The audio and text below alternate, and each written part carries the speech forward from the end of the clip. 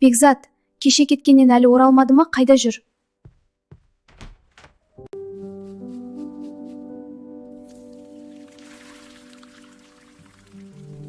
Кешегі күнді де Бекзаттың да есіме алғым кеп тұрған жоқ.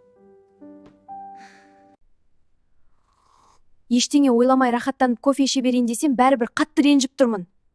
Мені ұрып жіберетіндей не көрінді, шынымен мен кінәлі болдым ба? Бекзат, мына тірлігіңне жалғыз өзім тастап қайда болдың? Кешір айтайын дегенім. Иә, айт, тыңдап тұрмын. Кешегі тірлігіңне? Кешірші жаным. Сара, мына гүл саған кешір мені, енді қайталанбайды сөз берем. Рахмет, қабыл алдым. Арадан бір апта уақыт өтті, Сара бар махаббатымен таңғы ас әзірлеп жүр. Бекзаттың көңілінен шығу үшін барын салды. Жаным, тамақтың дәмін көрші, қалай шығыпты? Жақсы сияқты.